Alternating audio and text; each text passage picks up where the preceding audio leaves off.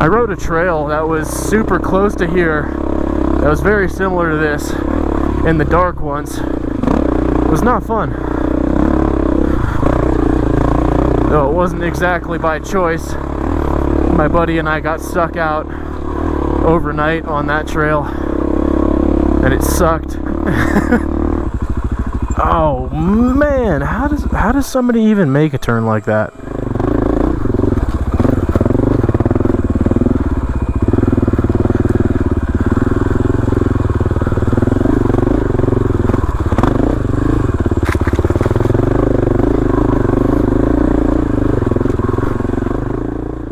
So the T-junction should be somewhere.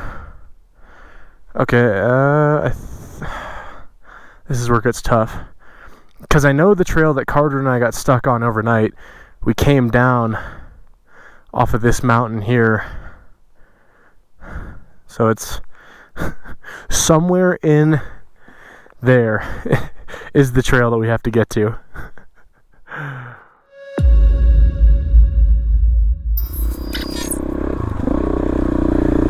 What's going on, you guys? Welcome to the channel. On today's video, we are riding a fairly remote mountain trail. We're doing about a 10-mile route, and for reference, I rode about 40 miles on dirt to get to this trail. So we're pretty far out there, but it should be pretty fun. I have about roughly 9 hours to do the trail. It's like noon right now, so I got a little bit of a late start, but I think for 10 miles, I think that's doable. So according to my map, this trail should have a couple high incline, perhaps kind of techie sections on it.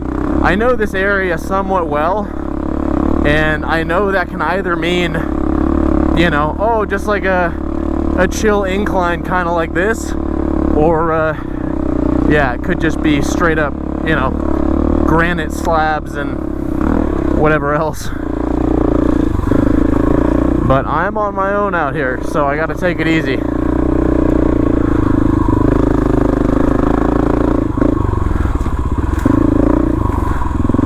Hey! No way! I found a bunch of these in one of my other recent videos, but thimbleberries! I know I told you guys about these in that other video, but these are really tasty trail snacks. See if I can actually get these in my mouth with my helmet on. That's the challenge. Man, I should come back here. I should pick all these. Yeah, there's a whole bunch. Holy cow, this is overgrown. And I'm in the wrong gear. Come on, buddy.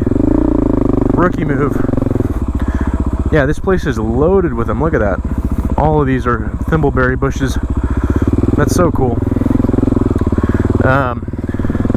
Yeah, the whole month of August and part of the month of July, there are usually so many, you know, wild berries and things that I can snack on all over the sides of these trails.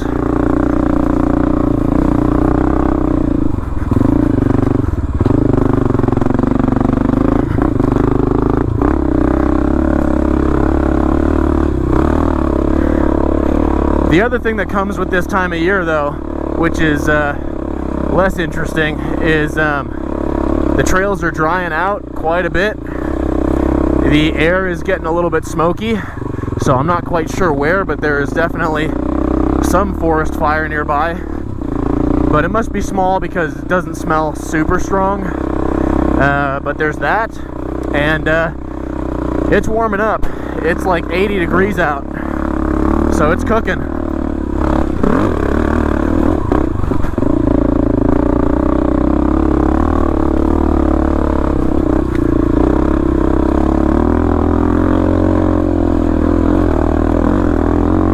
Which that extra heat definitely doesn't make my 500 happy with the, you know, engine temps. But I actually have a new radiator fan coming in the mail here shortly. Actually might even get here today.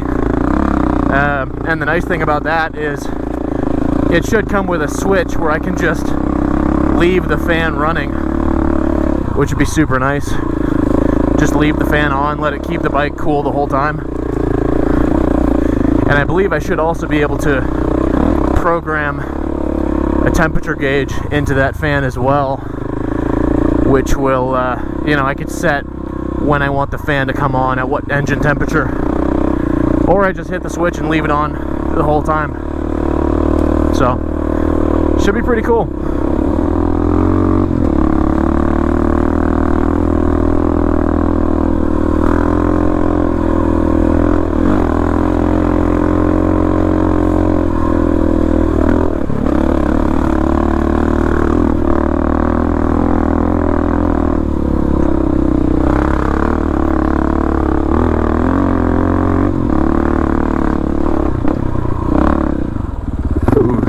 Kind of close to those logs.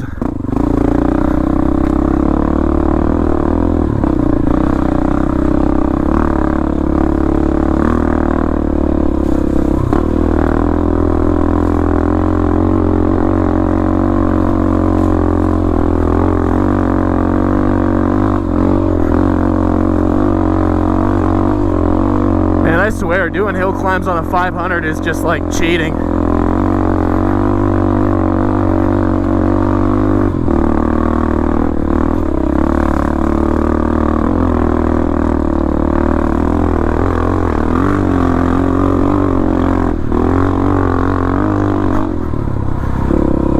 Yeah, that was a lot of fun. I didn't even have to stand up for most of that.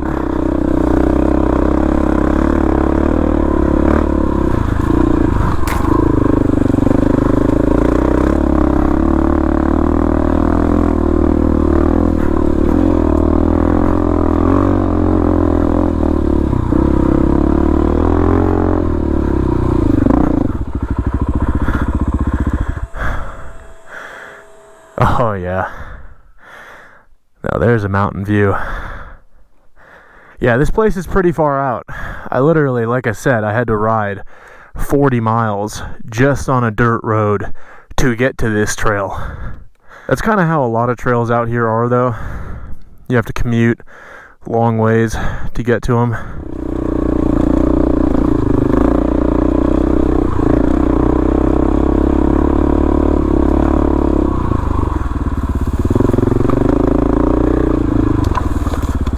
Whoa, wait a minute. I just spotted those out of the corner of my eye. I knew I smelled huckleberries. So I guess this is the second kind of berry I get to show you guys. These are huckleberries. And I hear some kind of animal chirping away. Holy cow. Those are really ripe. Wow, those might be the sweetest that I have found all year. Yeah, I think huckleberries probably got to be my favorite, like all-time favorite wild berry to eat. They're so good. I probably just had like 6 or 7 handfuls. Holy cow, this is braided out. Yeah, I just devoured like 6 or 7 handfuls of them. And that patch was super productive too. It was really sweet. There were a whole bunch of berries. That was awesome. For those of you who... Actually, I'm going to enjoy this view for a second. This is kind of cool. For those of you who don't know what a huckleberry is, it is a wild berry that you can find in the mountains in the western United States. And I think Canada too. And they're kind of like blueberry sized. They are a black, deep purple color. They taste kinda blueberry-esque. They're like a really funky blueberry. They're really good. I pick a whole bunch usually, and I like to bring them home to my family. And we'll make pastries and jams, and I'll throw them in my oatmeal and stuff. Or you can just eat them raw like I just did. They're super good. Anyways, there's my 2-minute blurb about wild berries.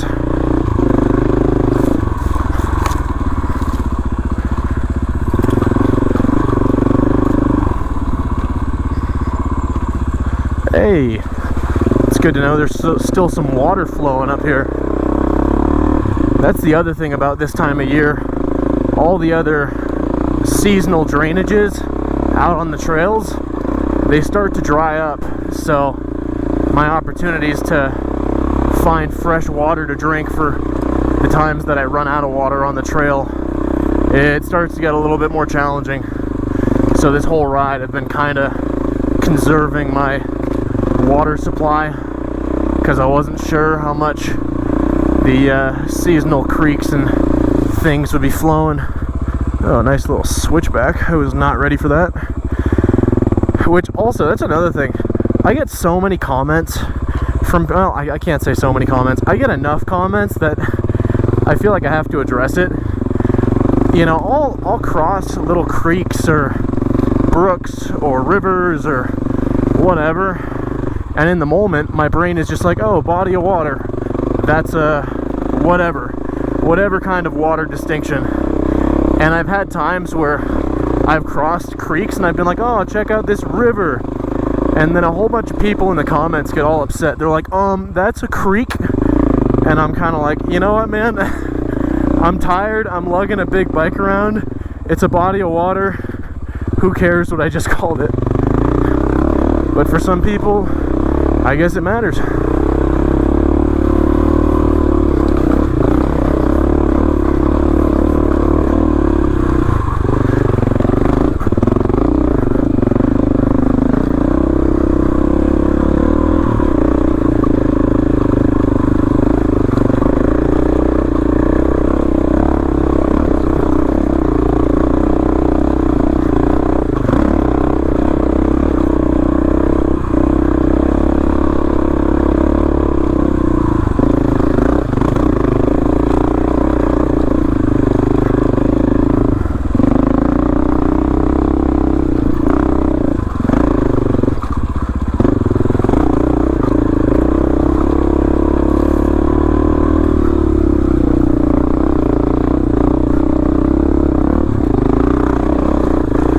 Man, all these roots and rocks are throwing me off.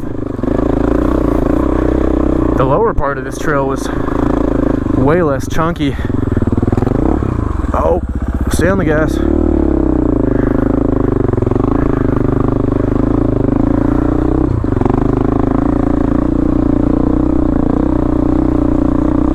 Yeah, more roots.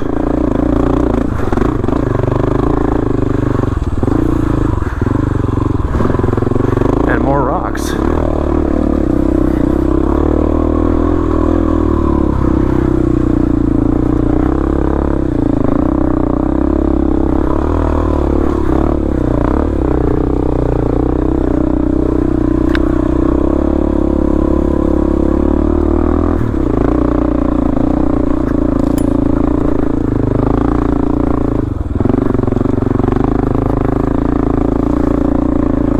I always got to focus so much on these little rutted out sections, because sometimes I'll hug the edges and catch a foot peg, or I'll pop in and out of the rut. My front wheel will be in the rut and the rear wheel will be out of the rut, or vice versa.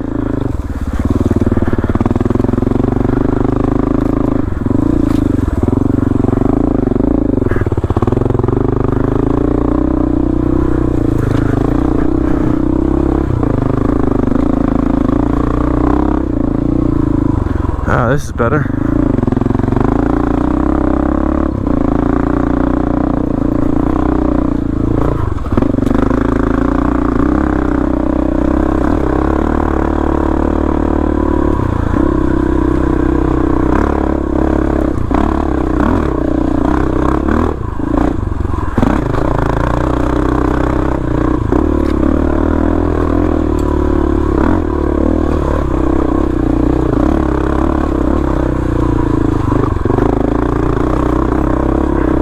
I rode a trail that was super close to here that was very similar to this in the dark once. It was not fun.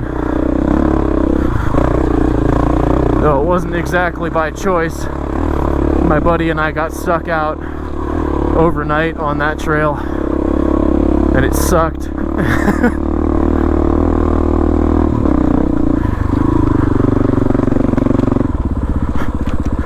This has a mountain peak feel to it. Is that a campsite over there? Oh, for sure. This is a super old campsite. It's cleared. There's a little bit of metal cut wood. I don't see a fire ring, so I'd imagine this is probably a really old campsite, but nobody's used this for a while. That's cool. Just goes to show you, no matter how far out you go, I mean, obviously I'm on a man-made trail, right? But I was gonna say, no matter how far you go in this world, you can find signs of human activity all over the place.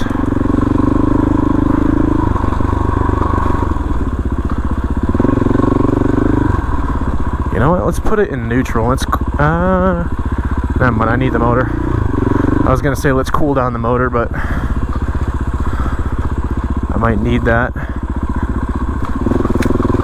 I gotta imagine we're either at the peak of this trail or pretty darn close to it. Definitely has that vibe.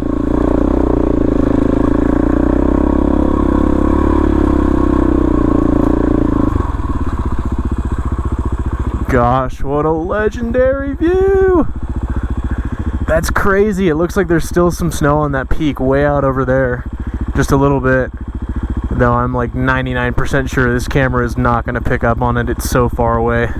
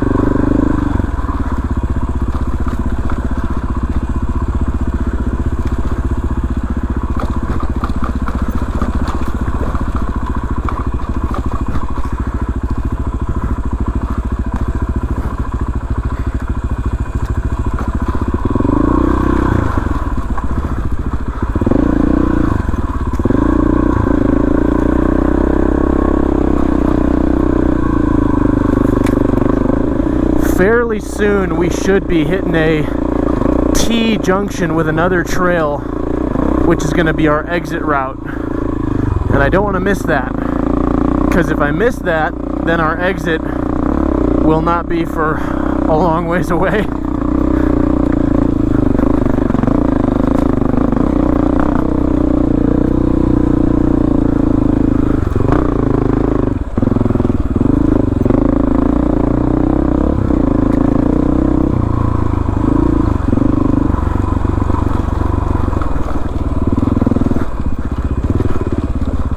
Rocky. Is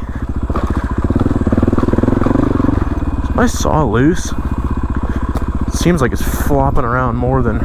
Yeah, it is. What's going on there, man? Why are you all floppy?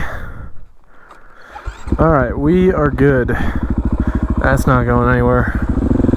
Also, I checked my odometer, and we still got a few more miles. We still probably have 2.3, 2.5 miles left to go before we hit that junction. I just want to make sure I don't miss it,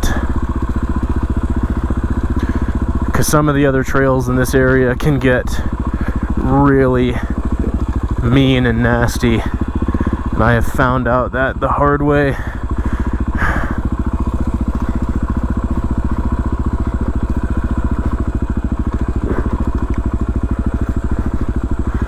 Man, I'm glad I aired down my front tire on that. Oh yeah, we got some good exposure here. I don't want to wash the front end out. Oh man, how does somebody even make a turn like that? I mean, that is just mean. It's like full 180, and there's a frickin' rock in the middle of it. and a kind of sort of cliff on that side of it. Got to love it. I'm gonna have to kind of take my time here. My nose end is just aiming so far vertically. Come on, buddy. Slide, you got it. Yeah. I'm actually going to put it in neutral and mountain bike it down this, because it looks like this would be a good opportunity to save on fuel and cool the engine down. Yeah, that's what I'm talking about. Just a big mountain bike. That's all it is. With 40 horsepower and way better suspension.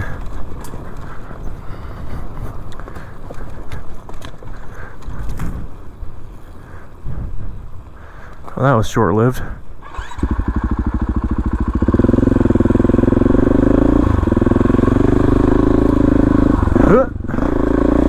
Little log hop.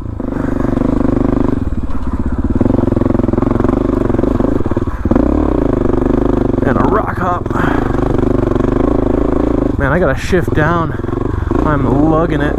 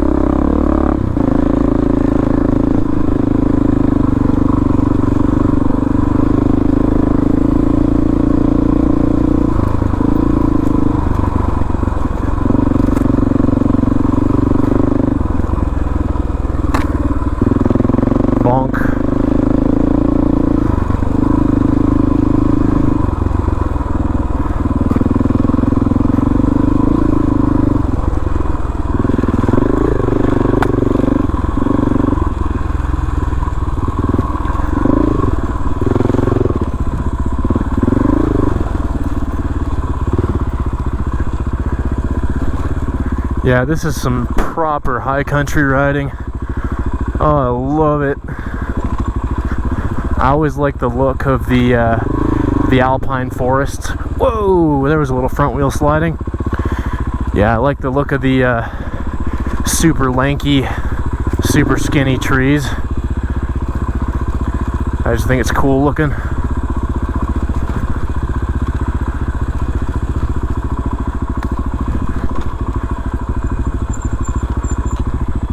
I mean, come on, man, look at this. What's not to love? This is like a perfect trail. This might hit actually my list of top trails right now. And that's ironic because one of the last times I rode in this area, I was so miserable and I was like, man, I don't ever want to come back here. But now I'm kind of like, you know what? This is pretty sick.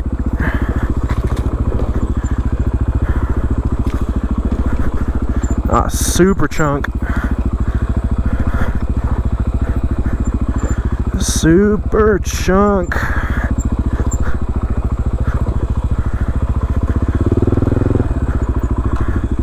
Yeah, this I gotta try and stay on the pipe. There we go.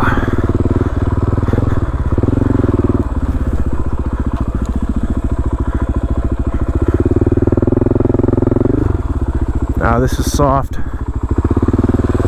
Oh no. Do not slide. I need you to go this way.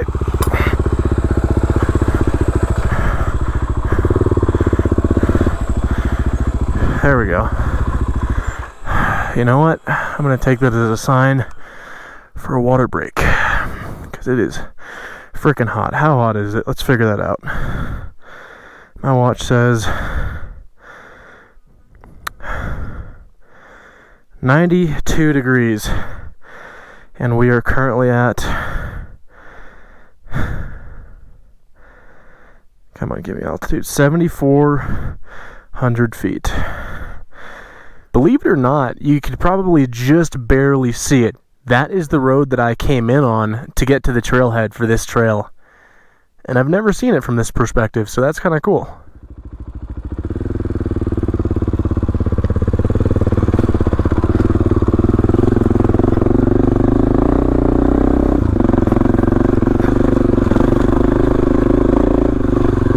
Oh, big rocks. I should have just committed to it. I would have been fine. This is where those new tires definitely come in handy.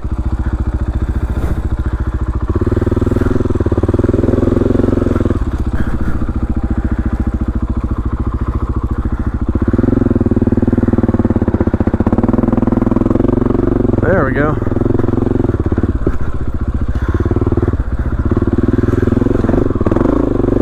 There we go.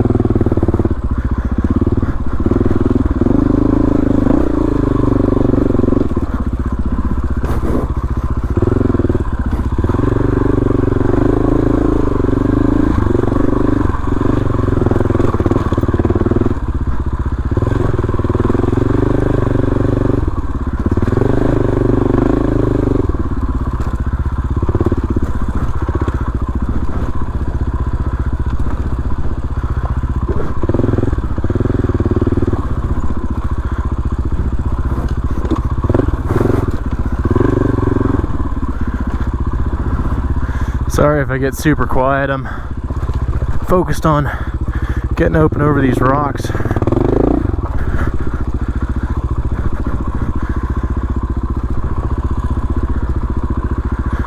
I'm sure we're starting to get into the part of the trail that's probably just a lot more challenging, because up ahead it looks like there's a whole lot of granite.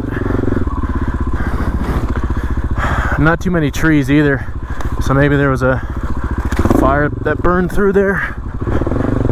So it might be less woods riding and more rock riding.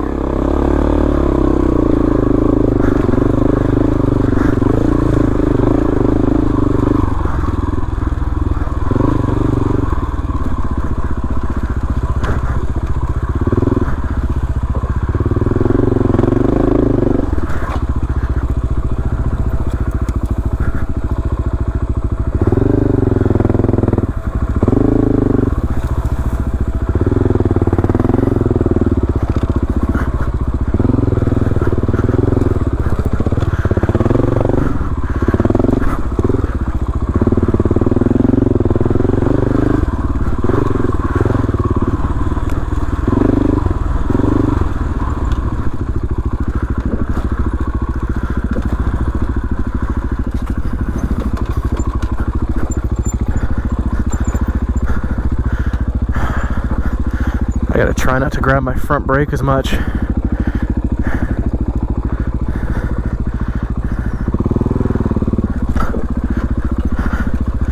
Just gotta commit to my lines.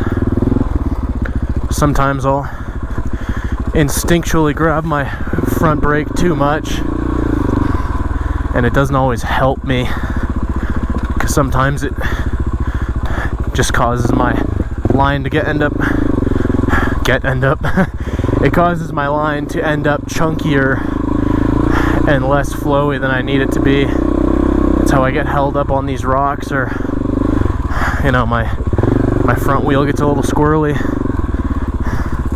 Yeah, the front brake can get you in all kinds of trouble if you work it too much.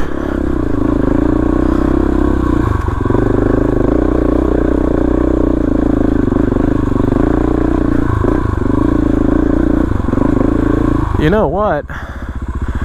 I think I recognize where I'm at. Let's see, do I? Yes, I do. Yeah, okay. So you can barely see it. I'll zoom in on the camera, but there's some bench cut roads at the side of that mountain there. That's the forest road that we're going to get off of this trail on. So the T-junction should be somewhere. Okay, this is where it gets tough. Because I know the trail that Carter and I got stuck on overnight, we came down off of this mountain here.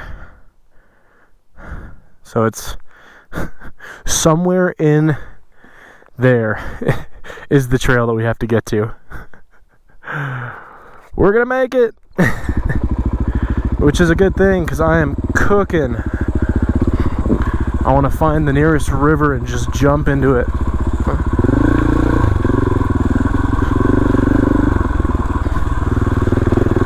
Oh, yeah, this is a little bit easier to ride. Yeah. Less of those square edge. Well, never mind, I take it back. Square edge rocks and the V-shaped rock formations that pinch you. They're back. It's always when you start saying good things about the trail, then the trail is kind of like, well, watch this.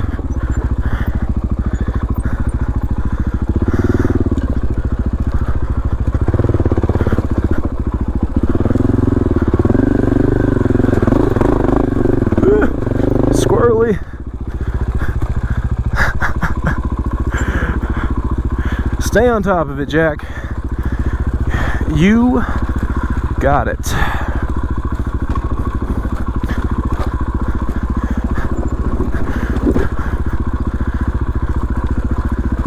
These the rocks though, man. Like, look at these rocks. I'll tell you one thing. I sure am happy that I came at this trail from the way that I did. I think I chose the right direction. Because some of these trails that I do, it matters so much. Like whether you take it from the north end or the south end or whatever. It's like whatever side you pick, it's different each way. So you either know the trail and you know which one you should pick, or you learn the hard way. Or somebody tells you, which is also the better way. Because I would not want to come up this. I would not be happy. This is like that other trail that I rode, the one that I was coming up that mountainside. That was just like this, if not worse. And I had to turn around because I was running out of daylight. This is resemblant of that. But I'm coming down, which is so much more pleasant. Oh, smacked my swing arm there. Gosh, these rocks, they just pinch you.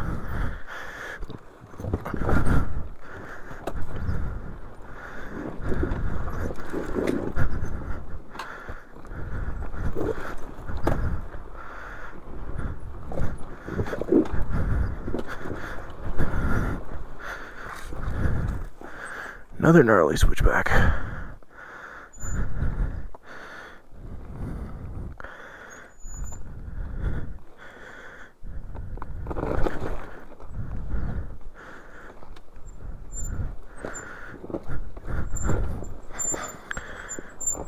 Pro tip, if you are on a section like this where you gotta really be on your hand controls and kind of duck walk it a little bit, a way that you can imitate a rear brake is to leave your bike in gear and let the clutch out with the motor off when you need a little bit of rear braking power.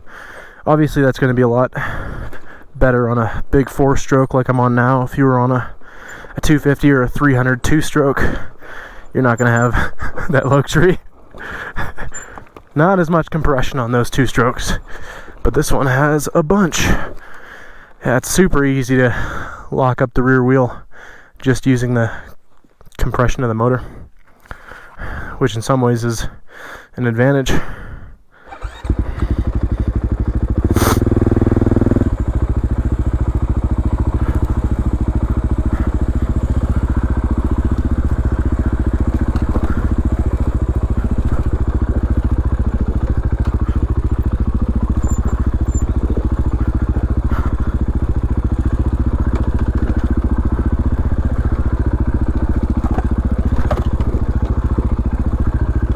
Man, look at that corner.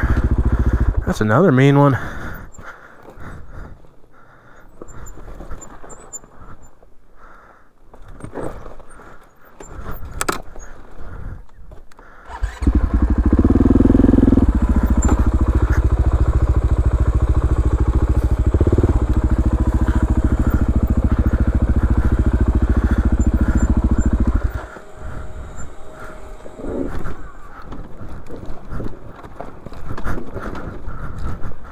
Nice. Now I'm assuming the trail goes that way. Yeah, I could see it. Though I'm gonna need another water break here very shortly.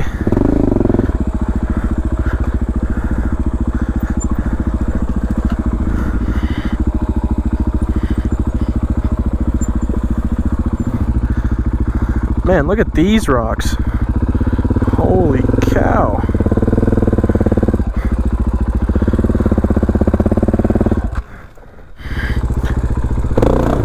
There we go. Just takes a little bit of finesse and shredding your tire.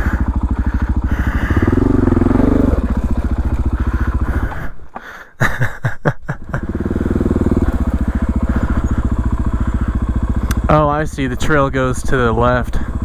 I thought it went up because I see a little patch of dirt up there. I thought it was the trail. Yeah, left is fine. Up would have been less fine. But it's still not a very happy looking trail.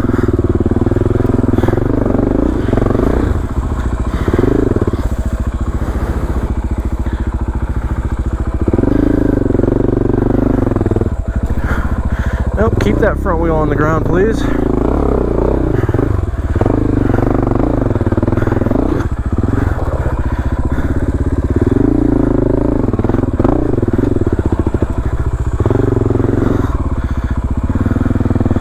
Man, I'm so surprised these tires are slipping at all right now.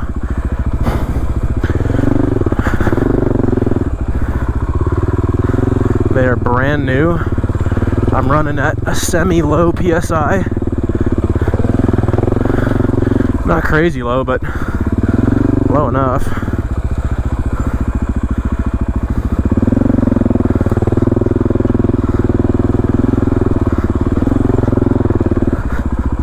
That's better.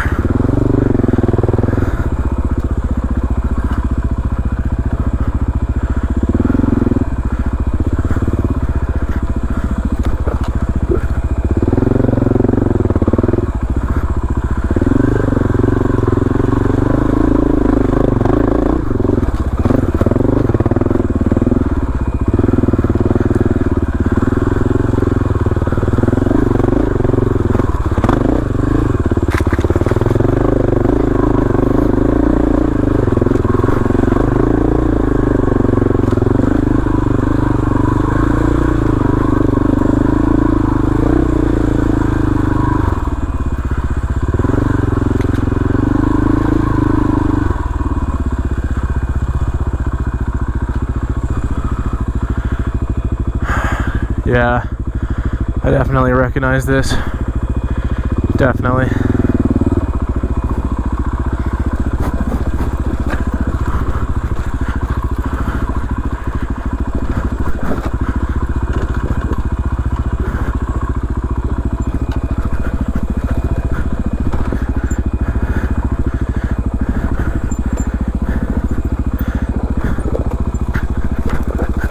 Oh, we're going down.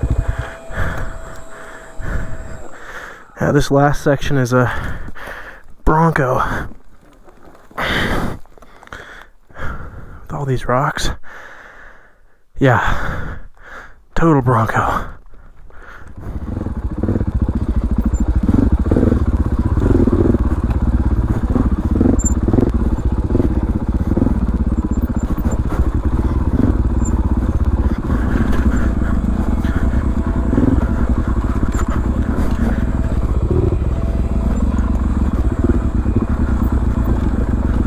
Yes. Hopefully that's the worst of it. Hey! Yep, I'm dunking in that water. Absolutely.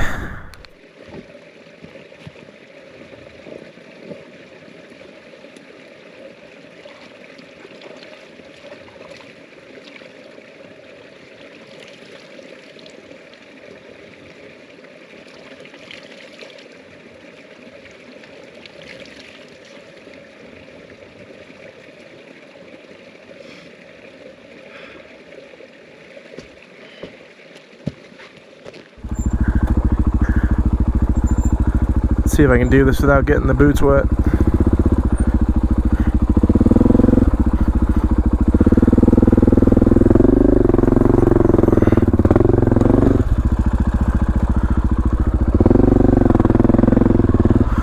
There we go.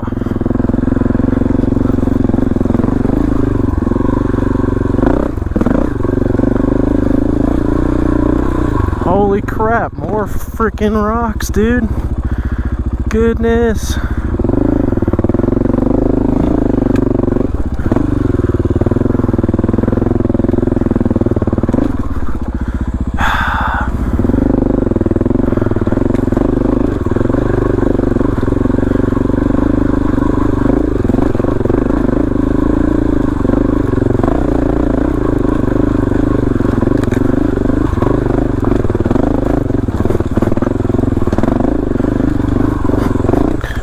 God, that is so freaking hard to keep up momentum on.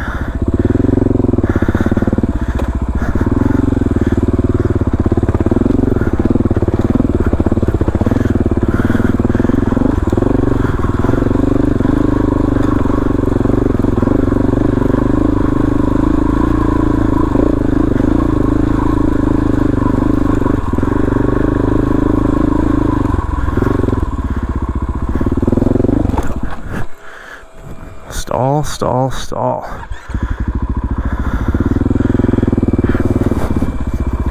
We should be so close to that junction in the trail right about now, though. I should hit it really, really soon.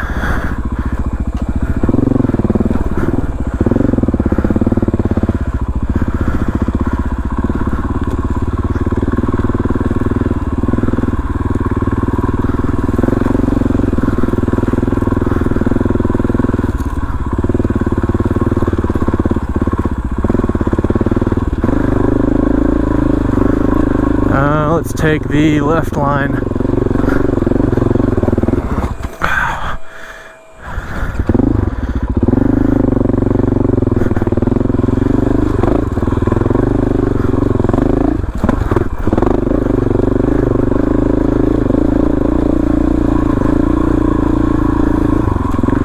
Yeah, that's it.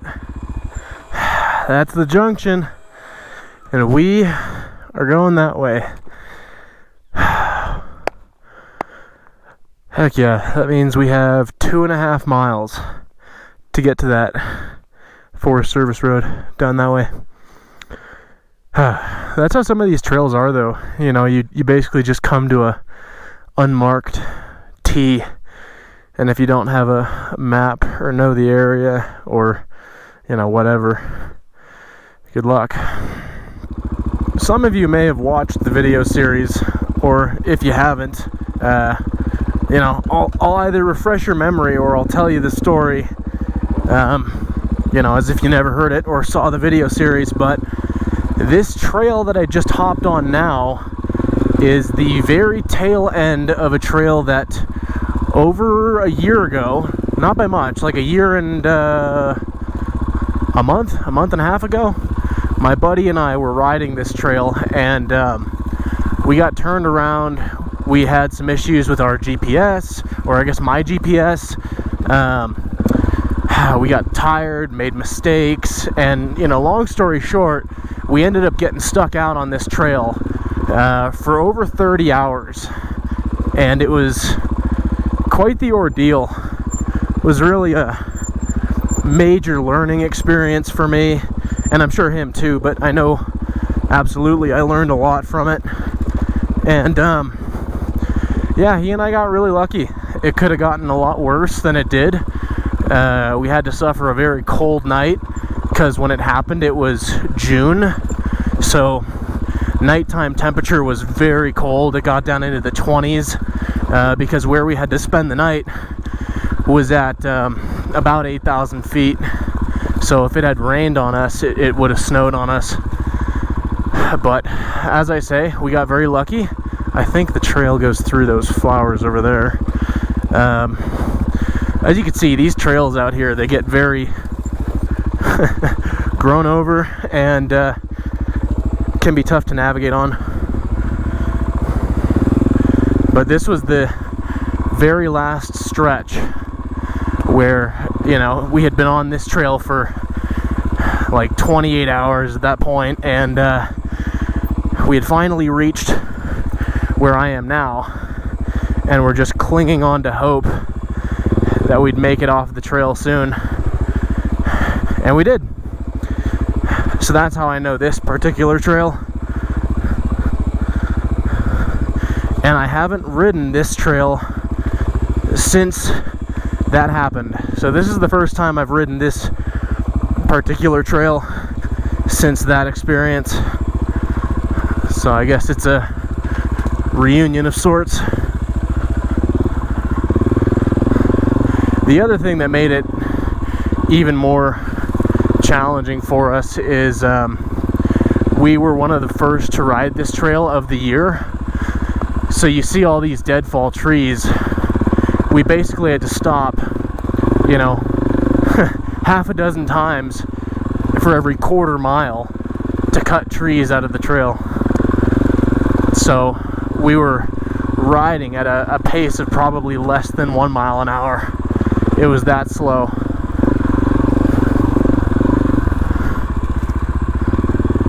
But we made it. It was definitely a test of perseverance for me, a test of grit.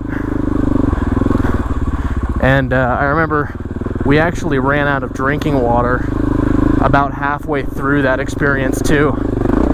So this was before I was regularly packing my water filter like I do now, and so we had to drink straight from rivers and streams and creeks, for all the people that want to correct me and say, no, it was a river, no, it was a creek. And we had no way to filter it. We got lucky, neither of us got giardia.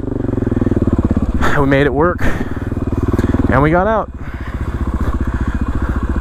So that experience is a primary reason for why I carry a water filter, why I routinely tell people to carry a water filter when they go ride remote trails like this.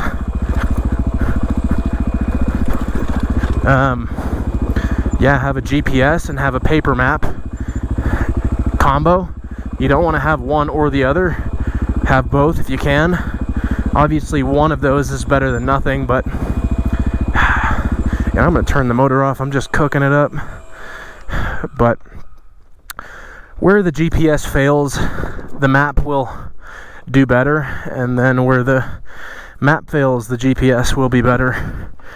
The nice thing about a map is you don't need electricity, you don't need much more than half a brain to use it, and maps can show you a lot of really good details about the topography of a place. I really like Nat Geo maps. I use Nat Geo maps pretty regularly, but there are all kinds of different companies that make trail maps. But I like Nat Geo. They have really detailed maps, which I like. And then for my GPS, I use a Garmin Zumo XT2, which it works decently well, but I do have my qualms with it as well. It can be a little bit finicky. Whoa, don't tip, don't tip.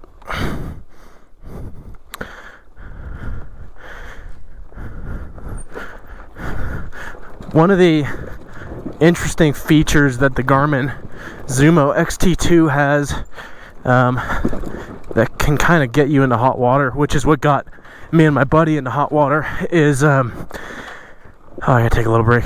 It doesn't always show you the quickest way out of somewhere. So sometimes, or in the case of what it did to us, it showed us the fun route, the long route out of where we were, which is part of the reason why we ended up being lost for 30 hours. Both routes that we were taking would have taken us out of these mountains, but my GPS told us to take the long one, and so that's why it took us 30 hours. And that was back when I was not carrying a paper map in Unison.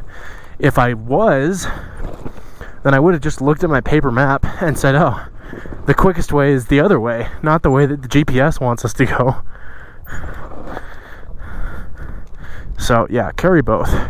The one nice thing that I will say about the GPS, though, is you can see where you are. You can see where you are exactly on it. You know what I mean? The map, all you can really do is check your odometer and see, gee, how many miles have I gone today? And you can kind of figure out, you know, where does that correlate to on the map, you know?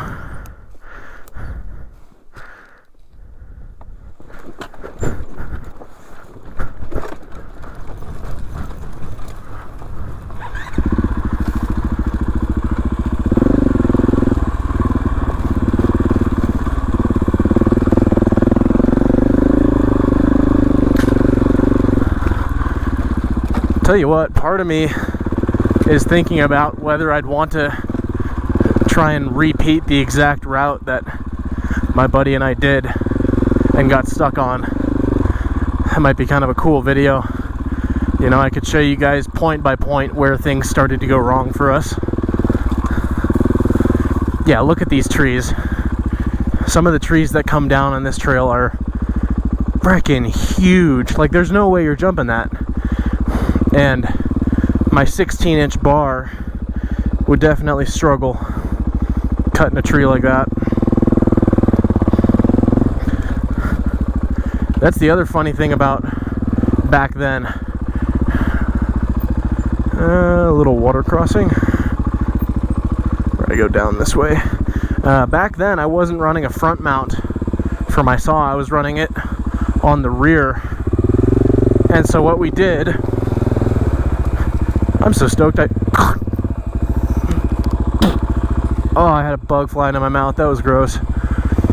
I don't like that. What I did was I was holding my saw. Actually, it was Carter, my friend's saw, not my saw. I was holding the body of it on the back of my bike, and he kept the bar and chain with him. So every time that we wanted to cut trees out of the trail, we had to disassemble it off the back of my bike, put it together, cut the tree, then disassemble it again and put it back on my bike, and then the bar and chain in my buddy's backpack. Yeah, it was horribly inefficient. The front mount is the best way to do it, which is what I have now.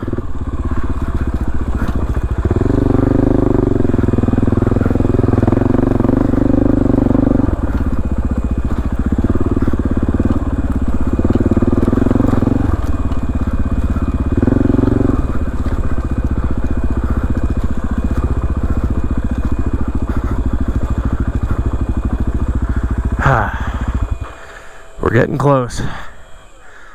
We are getting super close.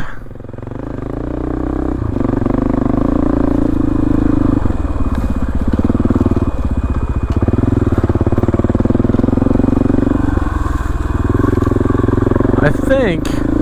Yeah, that's it. That's the end of the trail. I recognize the box.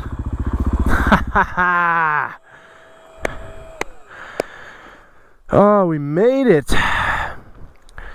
Yeah, this is the spot where there was the infamous line where my buddy says, well, in response to what I said, I was like, man, there's not even a name to this trail. And my buddy goes like, no, there's just a box for everyone who dies on it.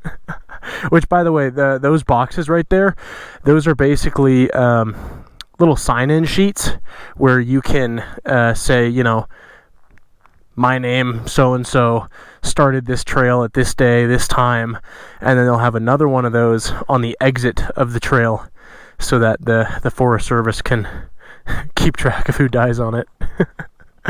Oh, man. Great ride. Great ride. That initial trail before we hit that junction, the one that was way over those mountains, man, that's got to be one of my new favorite trails. That was awesome. That was really, really awesome. But I am rewarded for my efforts with a bunch of thimbleberries. So that's a full circle moment because I think I found a bunch of these at the start of this ride. So with that, I am going to end this video here. I am going to stuff my face with as many of these that are ripe and start heading home. I went about 50.8 miles today, so imagine I'm going to ride another 40 miles to get back, so call it, 90 miles, close to 100 miles, whatever you want to say. Super great ride. I hope you guys enjoyed watching. If you did, do me a favor and hit the like button down below. And if you want to see more content just like this, definitely subscribe for more videos coming out in the future. And as always, hopefully I'll see you on the next one. Adios, guys.